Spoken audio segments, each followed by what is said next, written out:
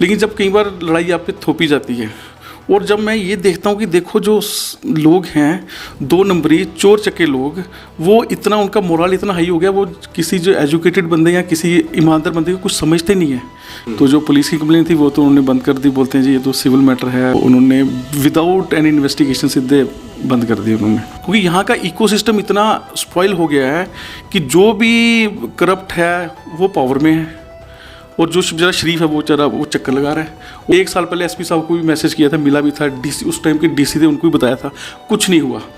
Politicians को भी पता था, क्योंकि सिस्टम यहाँ पर ये है कि जो भी शिकायत करता है उसी को हिरास किया जाता है। एक दिन देख रहा था गूगल में कि most corrupt states of India, उसमें राजस्थान थी, यूपी थी, बिहार थी, और हिमाचल का नाम नहीं था, 20 तक का नाम नहीं था। I was very much surprised. यहाँ साइलेंट करप्शन है, साइलेंट करप्शन है, और सब एक दूसरे को कोऑपरेट कर रहे हैं। हेल्थ सिस्टम, ब्यूरोक्रेसी, पुलिस, सब एक दूसरे को बचा रहे हैं। किसी एक व्यक्ति के अगेंस्ट अगर आप कंप्लेन करते हो, पूरा सिस्टम उसको बचाने आ जाता है। तो मैं तो ये कहूँगा कि दूसरी स्टेट्स में अगर उन्हें करप्शन करनी है, यहाँ पर आओ, हिमाचल प्रदेश को ट्रेनिंग सेंटर खोलना चाहिए कि फुल प्रूफ करप्शन कैसे की जाती है, बाकी स्टेट्स को सीखना चाहिए। शांत रहने वाले एक डॉक्टर को आखिर ऐसी कौन सी आफत आन पड़ी थी कि वह सरकार से सीधी टक्कर ले रहा है। हड्डियों का माहिर एक ऑर्थोपेडिक सर्जन भला क्यों विजिलेंस, पुलिस थाना, कोर्ट कचहरियों और सेहत विभाग के दफ्तरों पर दस्तक दे रहा है। 5 साल पहले डॉक्टर सत्येंद्र सिंह जब जम्मू से ऊना आए थे, तब शायद उन्हें पता नहीं था कि खूबसूरत हिमाचल का सरकारी सिस्टम कितना बदसूरत है। कुछ लोगों ने उन्हें कमज़ोर और बाहरी समझकर दबाना चाहा, झूठा पर्चा डाल दिया। फिर क्या था, मेडिकल छात्रों को जो लोग जानते हैं वे किसी डॉक्टर को बेवजह छेड़ने की हिम्मत नहीं करते। जो छात्र बचपन से हर कक्षा में टॉप करता है, किशोरावस्था से जवानी तक का जीवन किताबों और अस्पतालों में मेडिकल साइंस सीखने में लगाता है, जो बीमार शरीर को ठीक करने की कला जानता है, उसे परेशान करने वाले कब तक खैर मनाते। कुछ लोगों ने सरकारी सिस्टम का सहारा लेकर डॉक्टर सत्येंद्र के साथ अन्याय करना चाहा, लेकिन अब पुलिस, सेहत विभाग और विजिलेंस के अधिकारी खुद सवालों के घेरे में खड़े हैं। पहले डॉक्टर सत्येंद्र एक प्राइवेट अस्पताल में नौकरी करते थे। अस्पताल के तौर तरीके उन्हें पसंद नहीं आए। उन्होंने अस्पताल छोड़ा और अपना बकाया मैनेजमेंट से मांग लिया। अस्पताल प्रबंधन ने अपने राजनीतिक रसूख का प्रयोग करते हुए उनके ऊपर फर्जी मामला दर्ज करवा दिया। कोरोना में 15 दिन के लिए वे क्वारंटीन हुए तो अस्पताल ने 420 करते हुए उनके नाम पर कुछ ऑपरेशन कर डाले। डॉक्टर सत्येंद्र को जब पता चला तो उन्होंने सेहत विभाग को शिकायत भेजी कि उनकी गैरहाजिरी में उनके नाम पर अस्पताल में हड्डियों के ऑपरेशन हुए हैं। जो असामाजिक तत्व उनके खिलाफ फर्जी FIR करवाने में लिप्त थे, उनके खिलाफ भी डॉक्टर सत्येंद्र ने मोर्चा खोल दिया। उन्होंने हिमकेयर के घोटाले उजागर किए।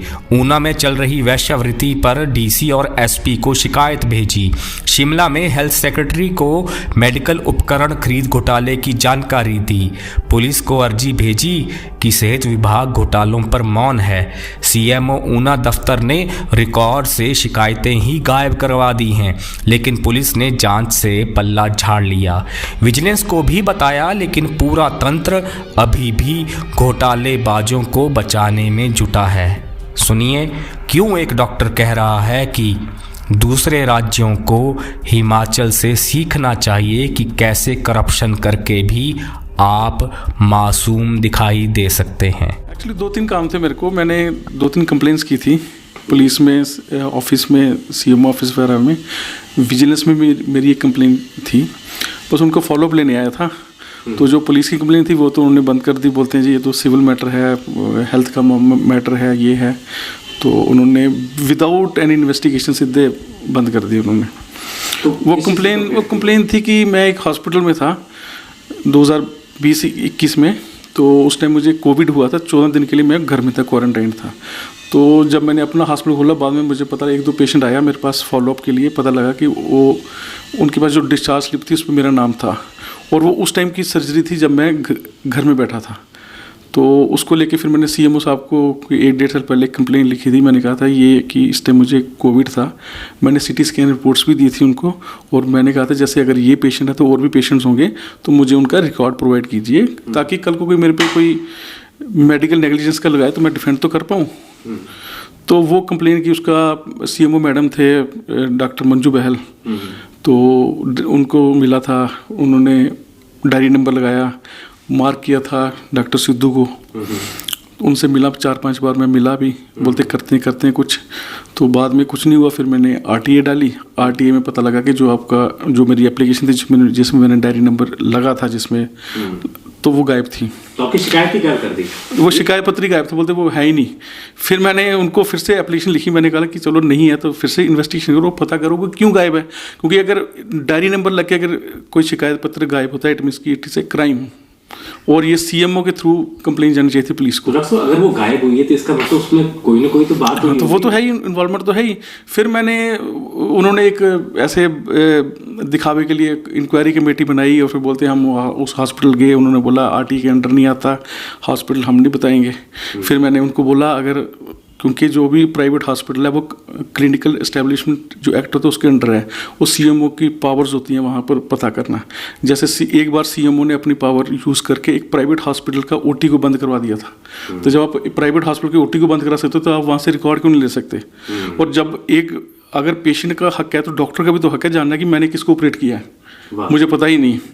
तो लेकिन वो सिर्फ वो था कोई एक 1.5-2 साल, अभी पहले तो मैंने 1.5 साल हो गए, अभी मैं 1-2 महीने पहले शिकायत की थी, उसका भी उन्होंने कुछ नहीं बोला कि हाँ नहीं है, मतलब कि बहाने मार दिए। फिर मैंने कंप्लेन की पुलिस में कि ये जो जितने भी ऑफिसर्स हैं ये सारे इन कनाइवस विद दैट हॉस्पिटल, उसकी एडमिनिस्ट्रेशन कनाइवेंस है, तो इन सब के ऊपर एक्शन लो आप, क्योंकि वो उनको प्रोटेक्ट कर रहे हैं। फिर वो पुलिस में गया, पुलिस वाले उनको समझ नहीं आया, एक तो इंग्लिश में लिखा था मैंने, उनको समझने में समझाने की कोशिश की, आइयो बेचारी कांस्टेबल थी पता नहीं, फिर उन्होंने उनसे बात की एसएचओ से, तो मेरे को फिर एंड में मेरे को ये समझ आया कि कोई पॉलिटिकल इन्फ्लुएंस है, क्योंकि वो जो हॉस्पिटल का मालिक है वो इस टाइम जो सत्ताधारी पार्टी है उसके क्लोज है, और वो एक नेता भी है, वो कहता है मैं ये तो मेरा बंदा है, मैं इसको बचाऊँगा। तो एक तो ये कंप्लेन थी। दूसरी कंप्लेन थी कि एक कोई फर्म थी, उस फर्म ने टेंडर डाला था RH ऊना में अगस्त 2020 या 21 का, एग्जैक्ट डेट याद नहीं है। तो वो उस टेंडर में एक इम्प्लांट होता है, एक सर्जरी होती है टोटल नी रिप्लेसमेंट, घुटने की, या हम भी करते हैं। उसमें एक गवर्नमेंट ऑफ इंडिया का ऑर्डर था, उसमें उसने कॉस्ट कैपिंग की थी। आपको याद होगा कि ये गवर्नमेंट ऑफ इंडिया का ऑर्डर आया था जिसमें उन्होंने बताया था कि जैसे पेस मेकर्स हैं, कुछ एसेंशियल ड्रग्स हैं, तय कर दिया कि इस क्वालिटी के नी रिप्लेसमेंट पे इतना MRP होगा। तो वो उन्होंने 72,000 कोट किया था, जो हमारी कैलकुलेशन ऑर्डर के हिसाब से 60 के नीचे पड़ता था। तो वो उन्होंने कोट किया, पास भी हो गया, यूज़ भी हो गया, पैसे भी विड्रा कर लिए। तो मेरे नॉलेज में आया, मैंने आरटी डाल के वो डॉक्यूमेंट सारे लिए। वो कंज्यूम कहाँ पर होते, वो घुटने कहाँ? RH ऊना में, क्षेत्रीय अस्पताल। और वो मैक्सिमम पेशेंट हिम केयर और आयुष्मान के थे। और हैरानगी की बात ये थी कि जो आयुष्मान हिम केयर का जो पैकेज था टोटल नी रिप्लेसमेंट वो 80,000 था, और 79,000 कोई 95 रुपीज़ वो ले रहे थे RH ऊना से, मतलब कि 5 या 10 रुपये रोगी कल्याण समिति में जा रहे थे, RKS में जा रहे थे। तो ये मैंने कंप्लेन की विजिलेंस में 1 साल हो गया है। मैं उनसे मिलता रहा, जो इंक्वायरी अफसर है उनसे मिलता रहता, उनको बताता था, क्योंकि टेक्निकल इशू है।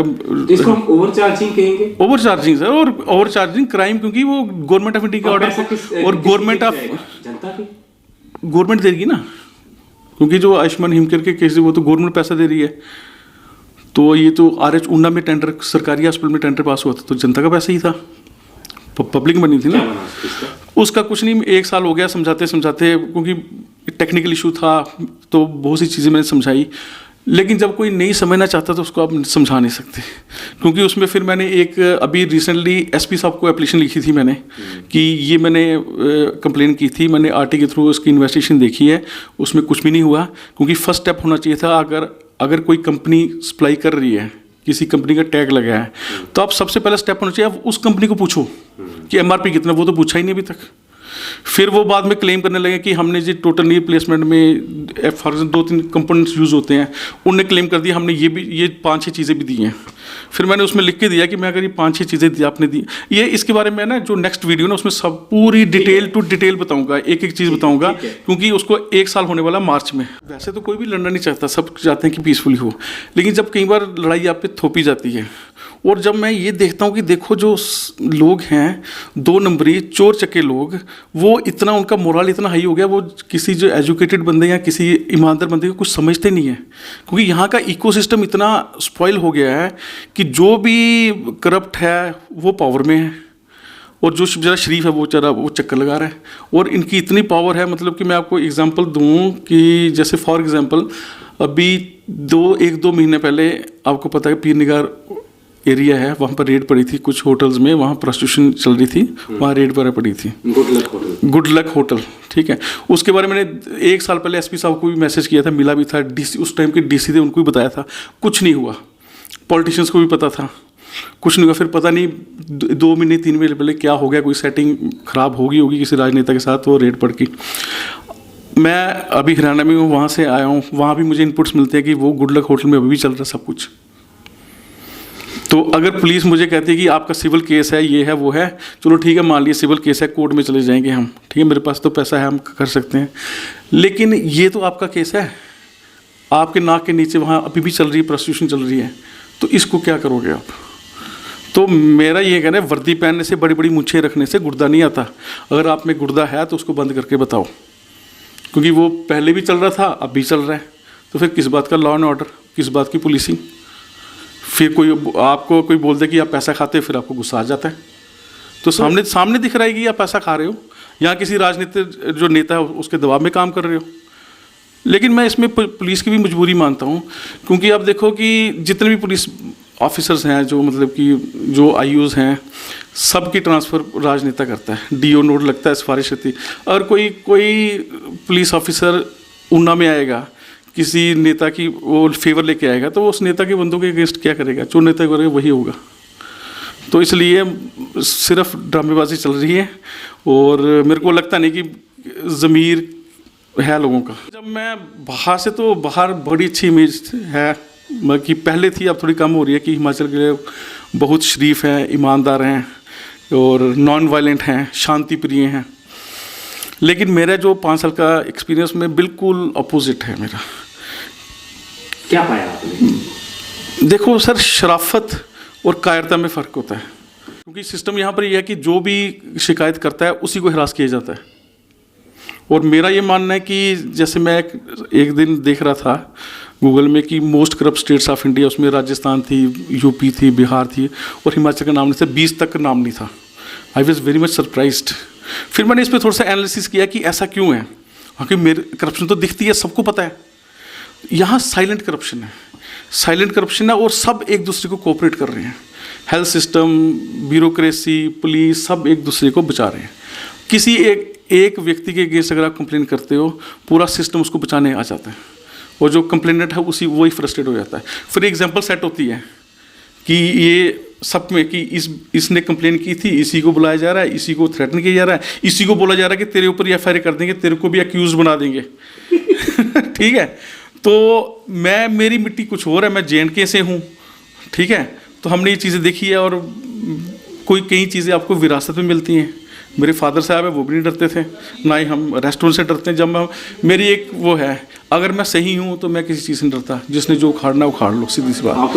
अगर मेरे को लगता है कि मैं गलत हूँ, मैं माफ़ी मांग के निकल जाता हूँ। तो इन चीज़ों पे अब मैं नहीं करना चाहता था, लेकिन अब मैं इन्वॉल्व हो गया हूँ इन चीज़ों में, और सिस्टम बहुत गंदा है, ऐसा सिस्टम मैंने कहीं नहीं देखा।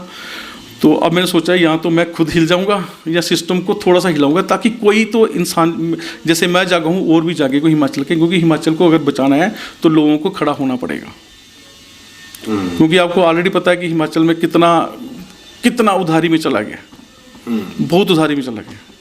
और जहाँ तक करप्शन की बात है, मैं तो उसको ग्रेडिंग दूंगा, मेरी ग्रेडिंग है number 1 state in corruption Bharat की। यस, वो इसलिए सर, जो करप्शन का इंडेक्स बनता है ना, वो कैसे बनता है? क्राइम रिपोर्टिंग पे। जैसे राजस्थान अगर है करप्ट स्टेट, तो वहाँ क्राइम रिपोर्टिंग होती है। क्राइम रिपोर्टिंग होगी कि किसी के साथ कुछ गलत वो बता देगा। यहाँ पर किसी का गलत होता बताता ही नहीं है, वो डरता है। कोई इस तरह से इकोसिस्टम है, जो बताएगा उसको हिरास किया होगा, करेंगे, जब हिरास करेंगे दूसरा देखेगा यार उसके साथ ही हुआ, मैं चुप करके बैठता हूँ। तो इसलिए रिपोर्टिंग ही नहीं होती, इस तरह सिस्टम में रिपोर्टिंग नहीं होती। जब रिपोर्टिंग नहीं होगी तो अब दुनिया की नज़र में ईमानदार स्टेट हो, लेकिन एक्चुअली यहाँ है नहीं, ये सिस्टम है। और मैं तो एक चीज़ और बोलना चाहूँगा कि जैसे एग्जांपल दे रहा हूँ कि जैसे यूपी, बिहार या पंजाब में पुलिस वाले क्या हैं, देखो एक बात तो सच है कि करप्शन हर जगह है। मैं ये नहीं कह रहा हूँ कि यूपी में नहीं है, बिहार में नहीं है, राजस्थान में नहीं है या हरियाणा में नहीं है, हर जगह है, ठीक है। लेकिन वहाँ जो करप्शन करने का तरीका उनको आता ही नहीं करप्शन करना। अच्छा। उनको करप्शन करना आती ही नहीं है। पुलिस वाले क्या करेंगे, किसी को थप्पड़ मार देंगे, सीसीटीवी के सामने फंस जाएंगे। भाई साहब हिमाचल पुलिस से सीखो करप्शन होती क्या है। प्यार प्यार से, कभी वो मिसबिहेव नहीं करते हैं, प्यार प्यार से हलाल करते हैं। कंप्लेंट को पता नहीं लग रहा कि मेरा कट रहा है ठीक है। तो ये तो फिर मतलब कि अगर आपने इस तरह से करप्शन, फुल प्रूफ करप्शन यहीं पर है। और ये तो बाकी जो क्लिनिकल बड़े तरीके से मतलब कि, और एक सबको पता नहीं, कोई नहीं बोलता। तो मैं तो ये कहूँगा कि दूसरी स्टेट्स में अगर उन्हें करप्शन करनी है, यहाँ पर आओ, हिमाचल प्रदेश को ट्रेनिंग सेंटर खोलना चाहिए कि फुल प्रूफ करप्शन कैसे की जाती है, बाकी स्टेट्स को सीखना चाहिए, राजस्थान वालों को सबको, मतलब कि ठीक है। मेरा तो ये ऑब्जर्वेशन है। जैसे सपोज करो कि जैसे आपने किसी को चोर बोलते तो मानहानि होगी, यहाँ पर ये सिस्टम है बिल्कुल नहीं वाला। एक कोई पर्चा चल रहा है कि ट्रेस पासिंग का, मैं चलो ठीक है, हमने हॉस्पिटल में चला गया पैसे लेने में, फिर ट्रेस पासिंग होगी, कोई बात नहीं। तो उस समय एसपी साहब तो उनसे मिला था, मैं बोलते नहीं ट्रेस पासिंग हुई है, मैं चलो ठीक है मान लेते सर ट्रेस पासिंग तो हुई है। तो यहाँ तो चिट्टा भी बिक रहा था, यहाँ तो रेता भी इलीगल माइनिंग हो रही थी, हैं प्रोस्टिट्यूशन सेंटर चल रहे थे, वो बड़े क्राइम में ये क्या है। लेकिन चलो वो उस टाइम धक्काशाही होती है। और फिर मेरे को पता लगा कि वहाँ पर एक पिंप था कोई, उसकी बड़ी बनती थी। हैरानगी की बात है कि पढ़े लिखे जो डॉक्टर्स हैं, जो इंजीनियर्स हैं, उनकी इतनी से नहीं थी। अभी भी आज की डेट में पुलिस के जो ऑफिसर्स हैं उनकी बहुत बनती है। तभी तो गुड लक होटल चल रहे हैं अभी तक गुड लक होटल में प्रोस्टिट्यूशन चल रही है। तो उसका क्या मतलब है कि पूरा सिस्टम सपोर्ट कर रहा है। तो इसलिए मेरा भी मानना है कि देखो एक चीज़ हो रहा है कि हिमाचल प्रदेश गवर्नमेंट इस टाइम बिल्कुल कर्जे में है। तो मैं कोई एक सजेशन दूंगा सीएम साहब को कि प्रोस्टिट्यूशन रुक नहीं रही है, ऊना में तो नहीं रुक रही, वैसे बाकी जो स्टेट्स हैं और जो बाकी डिस्ट्रिक्ट्स हैं वहाँ क्या है मुझे पता नहीं। अगर ऐसा ही हाल बाकी डिस्ट्रिक्ट्स में है तो मेरी तो रिक्वेस्ट है कि आप प्रोस्टिट्यूशन को लीगलाइज कर दो, इसमें कुछ बुराई नहीं है।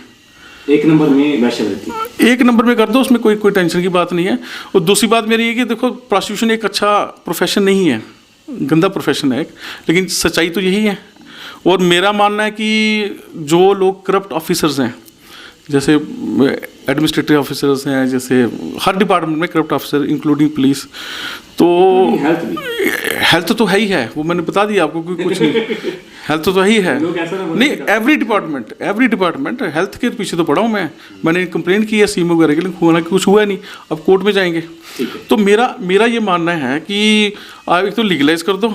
और मेरी सोच है कि जो ये करप्ट ऑफिसर्स हैं ना, they are worse than prostitutes.